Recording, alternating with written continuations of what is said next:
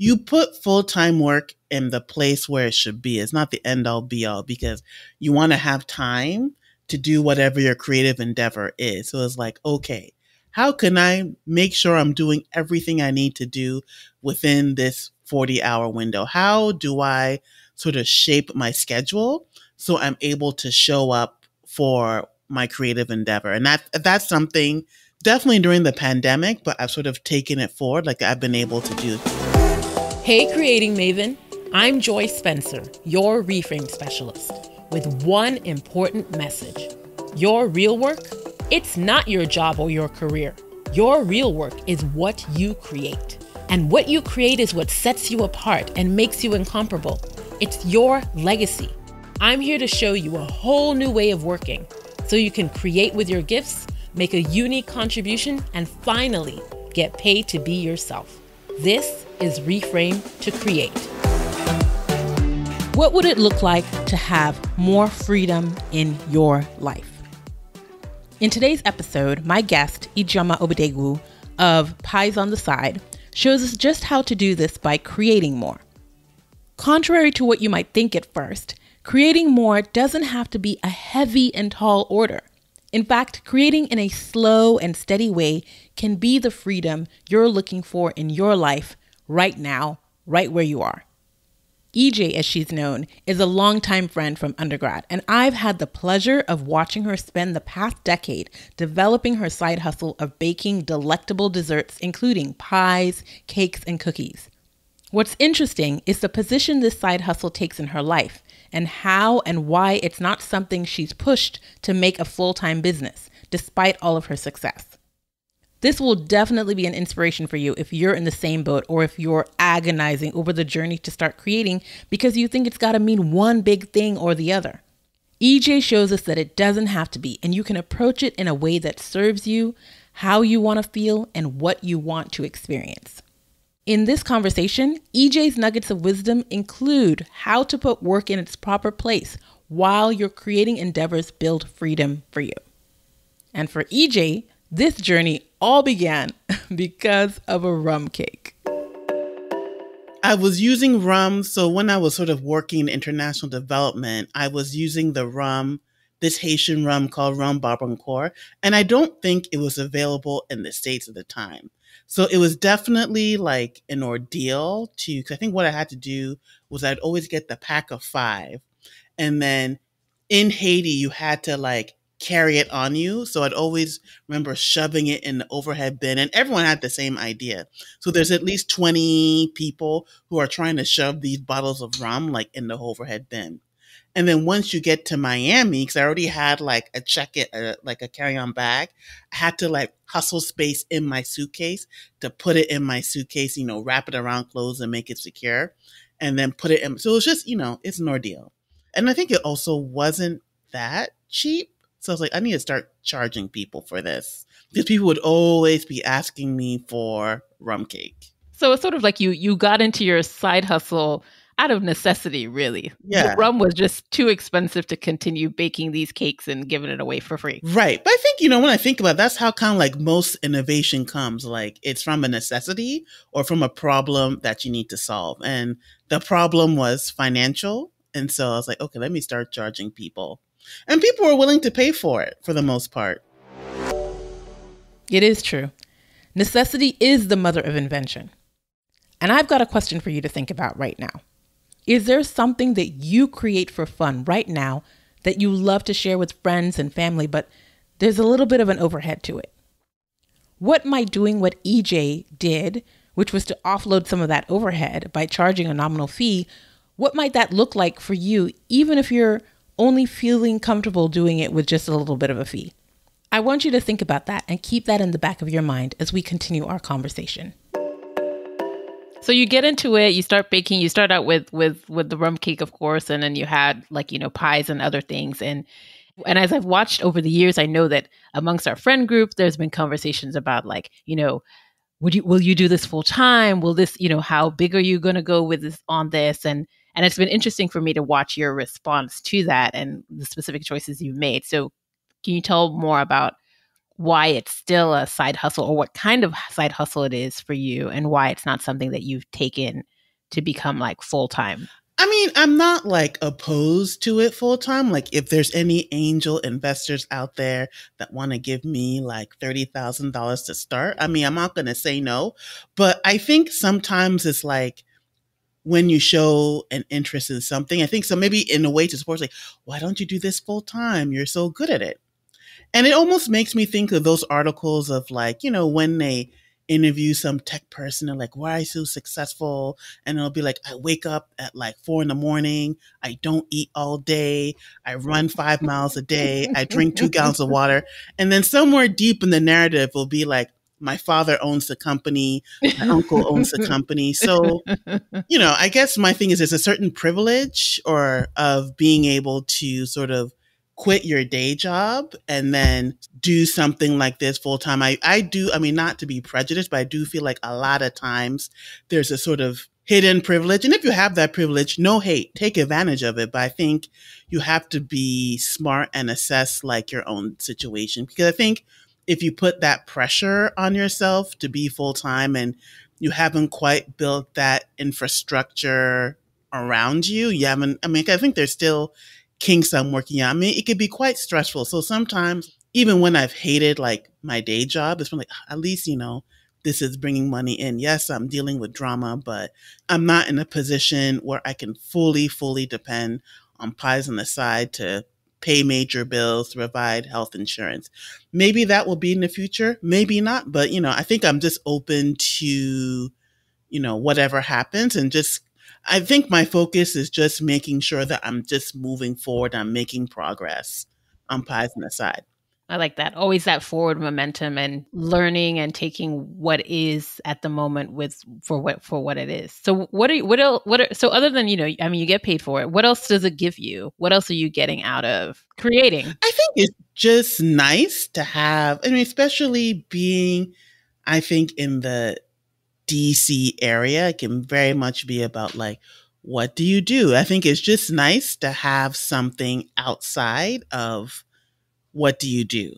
I bake that, and there's a whole world attached to it. And I think I've also through baking, I've met some like really great people as well. So that's also been like a nice externality to this whole journey. People have also really helped me out too, as well. So it's opened up other doors, like beyond being in a professional, this is my job world, but something that you're creating. And this is something that I believe that what you create will open up doors for you, things that you wouldn't have imagined, and give you something that you can own, that's your own, that you can take in whatever different direction that you want. And what I like about what you're doing is that there's no pressure for this to be something that it's pretty much the only way is not a business, full-time business is not the only option. Either you're working in a job or you quit your job and have a business. Like there's a whole complex range between that can be fulfilling, that can be exciting and offer you a lot of value. So what would you say to other people who are maybe in that mindset that it has to be one or the other, or are still thinking about what it is that they want to do with their creative gifts? Well, I think it's important to see that like it's a marathon and not a race, because I definitely do feel like we're in a cult. Like, I think we're finally kind of moving away from hustle culture and being being like, oh, you have to go hard or go home. I don't necessarily believe in that. And I was actually in a great program called Dreaming Out Loud, helping entrepreneurs, small time food entrepreneurs here in Washington D.C. And I think one of the lessons I took from it is just really make sure that you've sort of built a good infrastructure around your business, like if you want to take it to a business, and also don't necessarily chase money, because I think sometimes if you're purely just chasing money, you can find yourselves in rooms or working with people where this doesn't necessarily align with my values, or it's stretching me in a way that maybe I don't want to be stretched. So I believe in taking my time. And like I always say to myself, it's like, you know what? you have a job. This is a chance to really show up the way you want to show up. If you're trying to put restrictions on yourself and you're trying to stress yourself out, you can just focus on your full-time employment because that will offer plenty of that to you. So this is really like your time in your space to sort of explore how you want to explore, to do things how you want to do. So, I mean, again, goes back to my earlier point where I see baking as freedom. Whoa, whoa, whoa, whoa. Hold up. Now, I want us to pause here for a second for this mic drop moment. Let's just hold up a second. I don't want you to miss this and what it means for you. Did you hear what EJ said? For her, baking is freedom. This is the thing that she creates with her gifts. And this is the thing that she's saying that is freedom for her. She is doing something that is freedom for her. What about you? What have you been thinking that freedom needs to mean for you? Escape to a private island, $1 million, not having to work anymore? Here is such a seemingly simple thing that's right at your fingertips and which you may be overlooking. So it begs the question, and I want you to ask yourself this as we continue here. What's something you might have at your fingertips right now that you're already creating? What's something that you love to create for your friends and family that might have a little overhead cost to it? And if you pass that cost along, they'd be happy to pay for it for the sheer delight of enjoying more of what you create. Could this be your own side hustle? Yeah. Just put a pin in that. Just keep thinking about that while we continue. So you found this area and space where you can have this freedom for yourself and you're not falling into the trap of hustle culture, as you said. You're not falling into the trap of, oh, this has to be the end all be all, because which is what I think a lot of us have trapped ourselves in when it comes to jobs. Like always looking for the thing that's going to give you this maximum amount of fulfillment. The job has to be the place where I'm getting all this satisfaction, the dream job. And then the other peril is like the dream business or the dream other thing where, I'm going to get all the things that I want.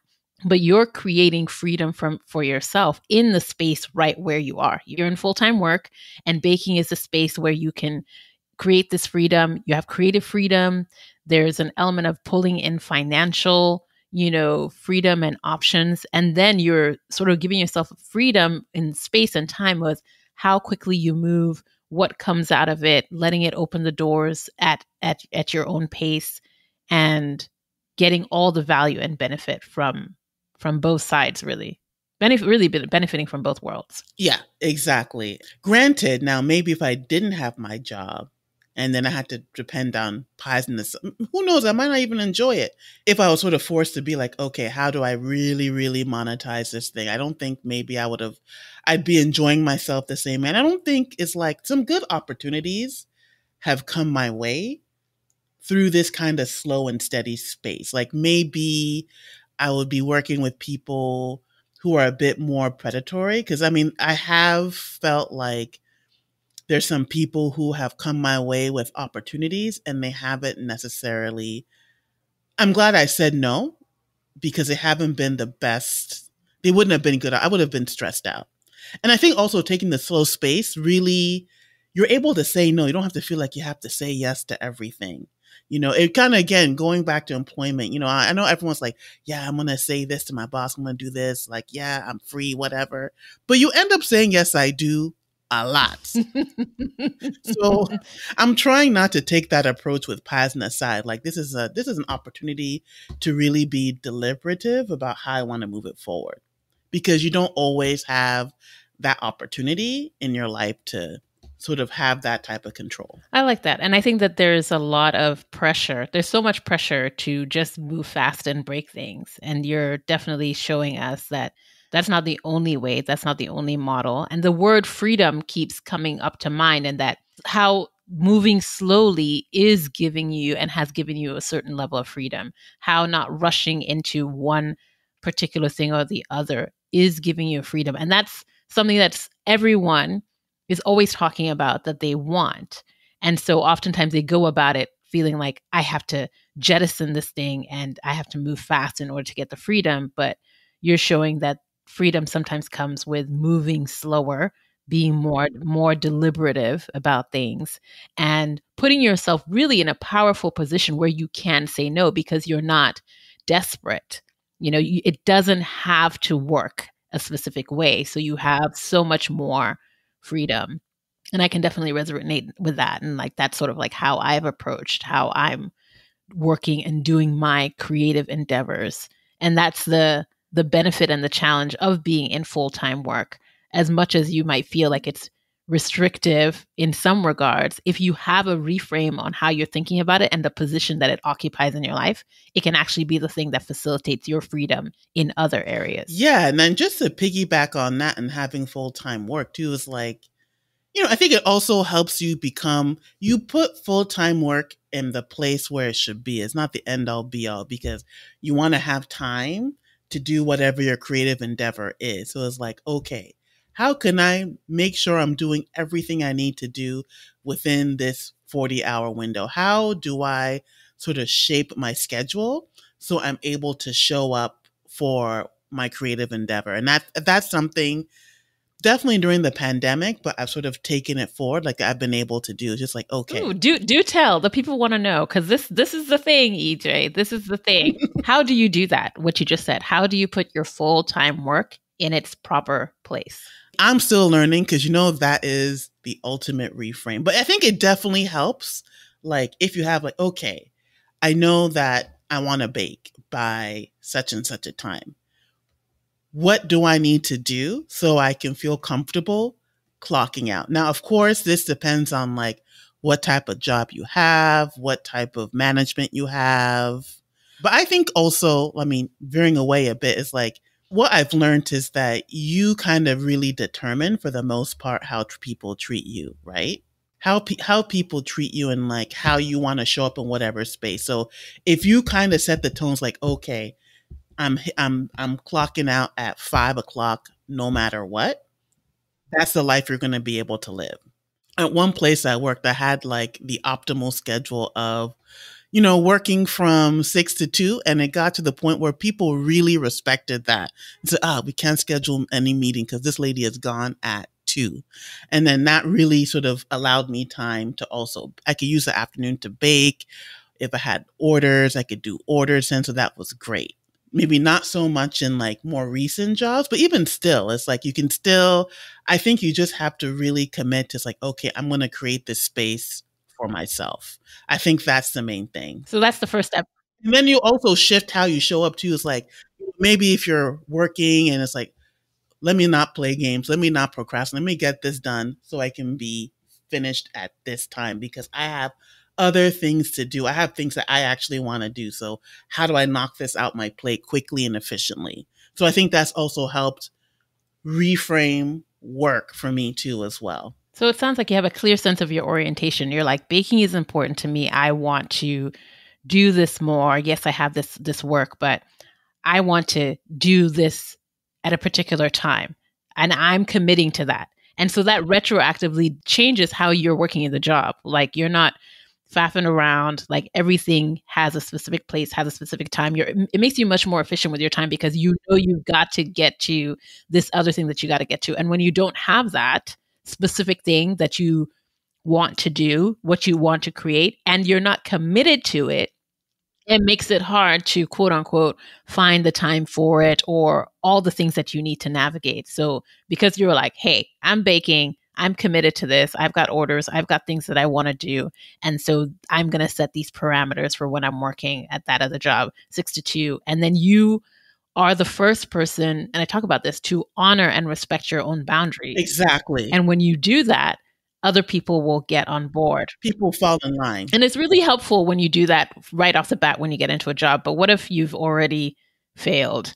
Like you've already you already like have no boundaries. You've already, like how do you implement that in a place where you haven't respected your own boundaries, so nobody respects your own boundaries? How do you start to infuse those?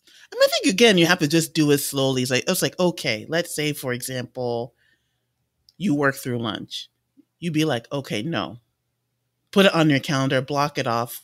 Lunch is sacred. Because I feel, unless you're working in a very, very, very toxic place, for the most part, it's like, I think people respond to whatever you are putting out there, right? I mean, no, I mean, people are trashy, but not trashy to the point of like denying you lunch, right? So I think if you sort of set like, okay, I'm going to block off lunch for myself. And I think you start small like that and you build up. I mean, I think that's what I'm learning. You just start small and build up. Like don't try and be like, you've been disrespected for however long and then one day you just, I mean, that does seem a bit like psychopathic. You Snap. snap, Yeah. right? You're just like, that's You it. end up on the news. You will respect my boundaries. But going back, I don't know if you've told this story yet, but I mean, thinking back to college, I will never forget freshman year. I'm sure you've told this story. No, I haven't. So tell it. Do tell it. Joy and I, we went to college together. And I think it was the first semester freshman. We had all of like, this is our exams. We've never taken collegial exams at this point in time. And we're like, you know what? There's a whole bunch of movies that we want to watch. So I think that was when I finally saw Titanic, very upset about the ending. But we basically says like, okay, we have like 20 movies to watch. This is our enjoyment. But somehow we need to study for like these exams. We're like, okay, we're going to set aside this small piece of time to study for exams. But when we're studying, we're really committed to it. And I feel like that was the best that I ever did, like academically at William & Mary. And It really was. That was like a lesson to be learned. It's like, maybe we spend too much time agonizing. It's like, you know what? Just do it. Knock it out, get out of the way so that you can really lean in on enjoyment. Because I don't think we ever did that again because we saw a lot of movies. We did. And exams were very hard after that. I don't think I did as well. No, I didn't do as well. Yes. So if I reverse engineer, what we were doing is similar to what I say that creating mavens should do when they create before they consume. It's similar to what you're doing when you're like, I want to bake, and you have that commitment to what it is that you want to create, where we were committed to enjoying ourselves. We were committed to those movies. And that was priority, something that we really loved and cared about. And so we were like, this is first on the calendar. And then it was like, okay, how are we going to, we put the studying around it. And because we had that hard deadline of like, okay, you only have an hour to study this thing, because we got this 2-hour, 3-hour movie to watch. We were very efficient with our study time. We were not procrastinating. We weren't agonizing. We weren't putting all this energy, which I feel like a lot of us do, into work and office politics and drama and all the stuff of like whining about it, complaining about it, wondering about it. It just was not taking up all this energy at the center. We weren't like, oh my gosh, this exam is hard or whatever. We were just like, oh, gotta get it done because I've got this thing. It's kind of like, sometimes if like with us, the ladies, when you're like, oh, I got to get going because I got to get my nails done. I have an appointment. Exactly. It's like whenever you have a hard, fast appointment for something that you actually really want to go to and that's really something that you enjoy, it just changes how you do and work and operate with everything else. And so that's a powerful way to put your job in its right place. Like it's there to financially support you. It's there to whatever, the insurance, whatever you got, but it should not be the center. Like you should really be mentally centralizing what you want to create the rest of your life, really. Yeah. And I feel like we keep forgetting that. Every so often we'll remember and then we'll be like, okay, we're gonna reinstitute this thing. But it's sometimes it's societally difficult to remember that. So what helps you to stay when you are in that frame of mind? What helps you to stay in that space? Always keep on scheduling. I mean, sometimes it's by necessity too. Like, if I have a big order, it's like, okay, I might have to back burner my work. But yeah, I think it's just always having something scheduled, like always having something that you feel like you need to do for your creative endeavor. Mm-hmm. So putting it on the calendar, really putting your creating and your baking on the calendar and putting it on there first. Yeah, exactly. And then building everything else around it. It's just priority 101, really. Yeah. Yeah. I mean, sometimes it's hard. Yeah. Yeah. But it seems like it's an ongoing thing of getting back to it and practicing again, and you'll sort of like get some stuff and some value from it. So what's next for Pies on the Side? Something that has happened recently is I met someone who has a business called Homemade in DC, and she's been keeping me very busy. So it's sort of like I I won't say how to leverage, but I mean, definitely it's opened up some opportunities, how to sort of use those opportunities to next level myself. And that's another opportunity that came through from you just consistently creating and consistently putting your stuff out there, not having any specific hard, fast agenda, but just being out there in the world doing your thing, you know. Sometimes it's nice to kind of be agendaless. And like, I mean, so I did kind of unrelated, but related was I did some coaching this year and I just really learned about not having a to-do list, but having a to-feel list. And when I sort of kept to like my to-feel list, I have it posted nearby me so I could see it every day. I think that's been very helpful because I think also sometimes you can stress yourself out. It's like, okay, by this date, I need to do this. By this date, I need to do this. And then you might just end up procrastinating or you spend your energy worrying and not actually doing what you need to do. But if you focus more on feeling, then I feel like I feel like I operate better. It's like, I want to feel a certain way. What do I need to do to make sure I feel a certain way? So that's been a kind of an important shift for me, like this year, 2022, is focusing more on like how I want to feel and how I kind of want to move in the world. And so sometimes that even involves rest. I don't know if that's come up, but again, being anti-hustle culture, like I feel like progress isn't linear. It's kind of like a jagged edge. And I think that's something you have to respect and sort of get used to.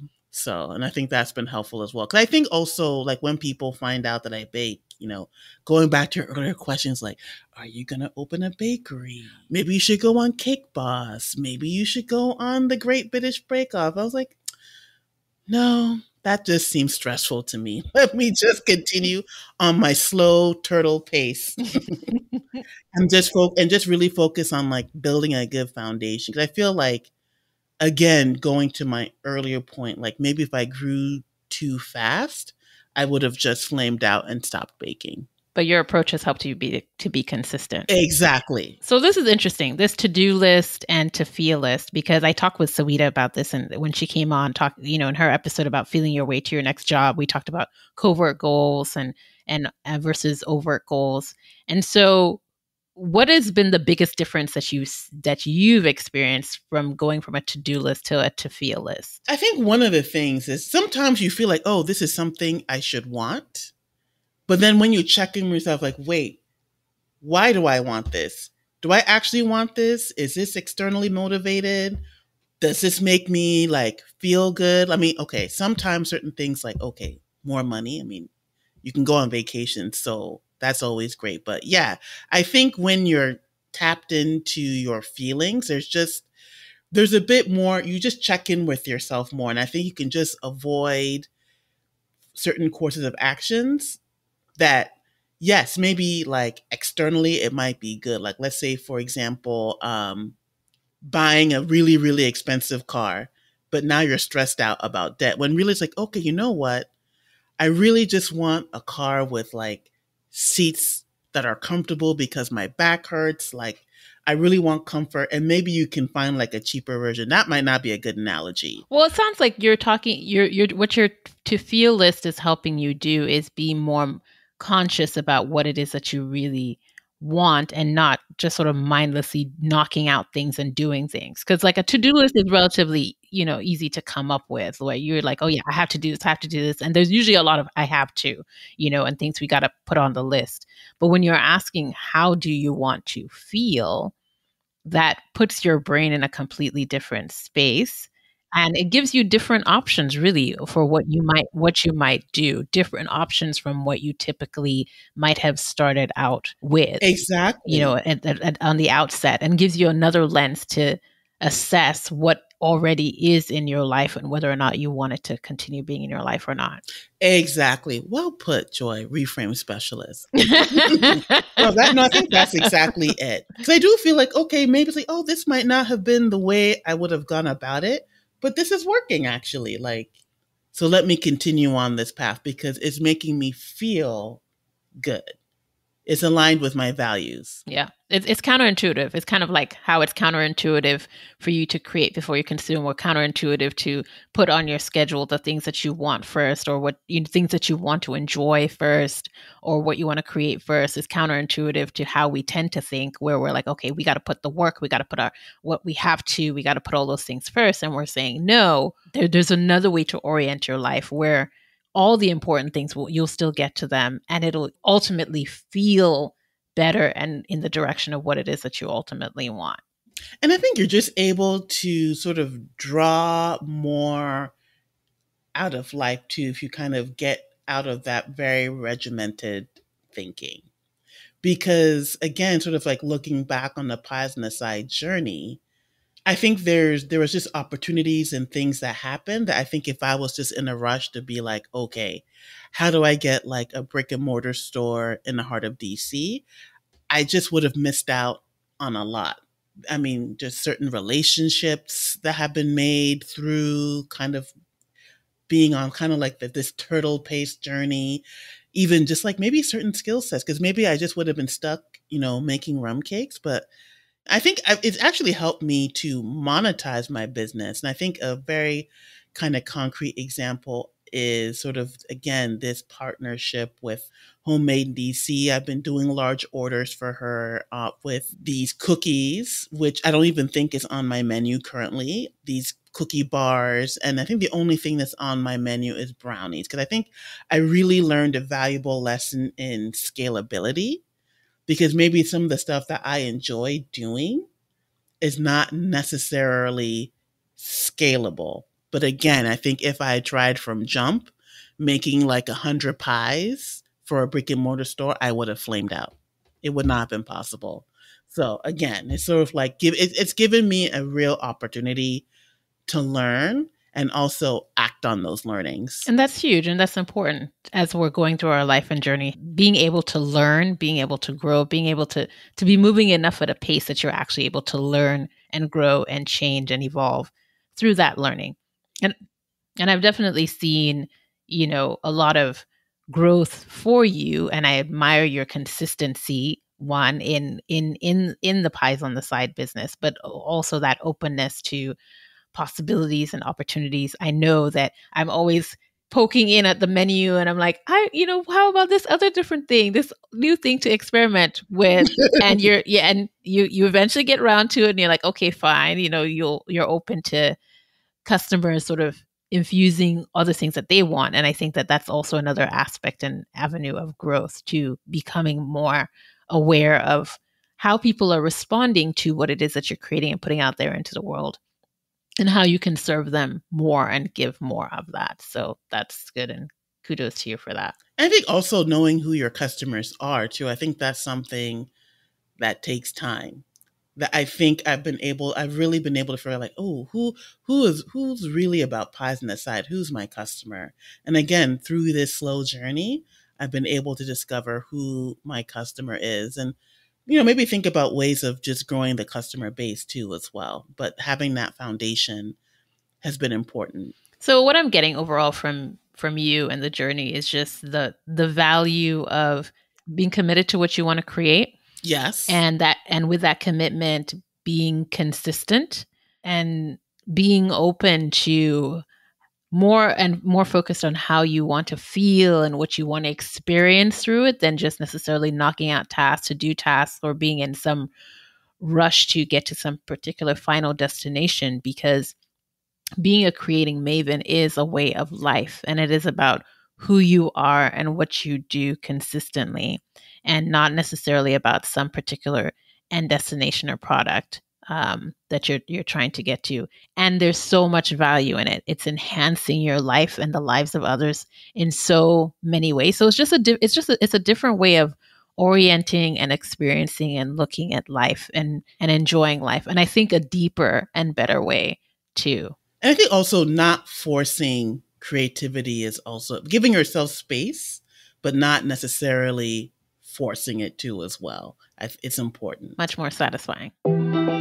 Yes, yes, yes, my creating maven. And I know that this same satisfaction and freedom that EJ has found in creating through baking can be yours as well as you dare to create whatever your own thing is with your gifts. And it doesn't have to be that hard to find. Your invention may also come out of simple necessity. Just think about it. What's your own equivalent of expensive rum from Haiti? That's a component of what you create that you just can't keep giving away for free. Maybe that'll give you a clue as to what your next side hustle and freedom creator just might be.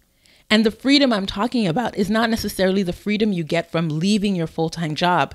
It's the freedom and satisfaction that's built into the sheer joy of creating with your gifts. There's so much more that creating can give you, including opening doors to other opportunities and new communities. Isn't that enough of an incentive to get you going and moving along? But although you've got to get moving, don't forget that it doesn't have to be at some crazy speed where you're breaking things. There is much freedom that comes from going slow and deliberately so that you can say no to what doesn't work for you and say yes to what's truly yours. And what to do with that job? Understand that it plays an important supportive role, and you've got to keep it in its place while you make creating more of a priority.